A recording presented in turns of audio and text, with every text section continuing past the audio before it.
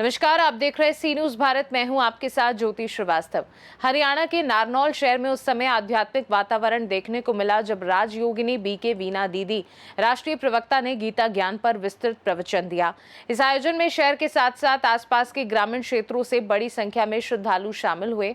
अपने संबोधन में बीके वीणा दीदी ने कहा, गीता केवल एक धार्मिक ग्रंथ नहीं बल्कि जीवन जीने की कला सिखाने वाला एक श्रेष्ठ मार्गदर्शक है।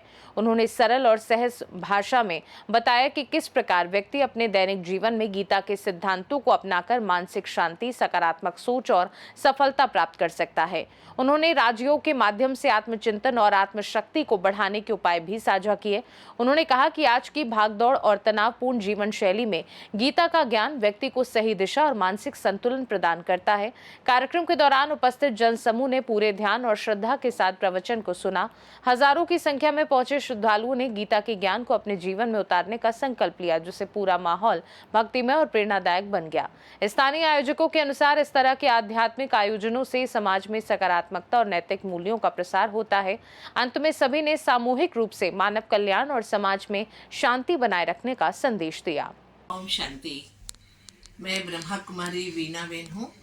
मैं कर्नाटक हुबली से आई हूँ और पिछले कई सालों से श्रीमद् भगवत गीता से डे टू डे लाइफ में मनुष्य कैसे सुखी रह सकता है और गीता ज्ञान के माध्यम से गीता ज्ञानदाता परमात्मा को जानने से मानव जीवन में कैसे खुशनुमा जीवन जी सकते हैं।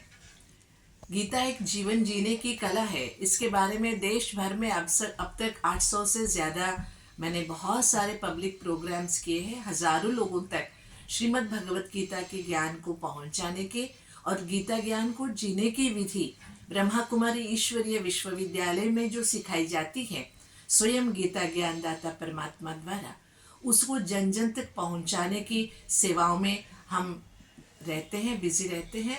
और वर्तमान में आज यहाँ पर नारनौल में आए हैं 2 दिन के लिए।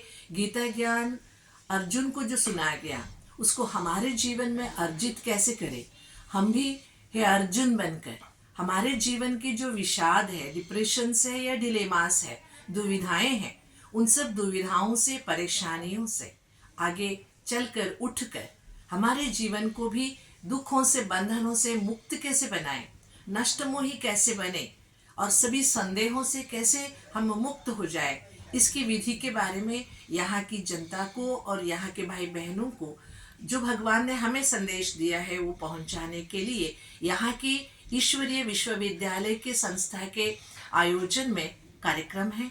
इसमें हम यहाँ पर आए हुए हैं।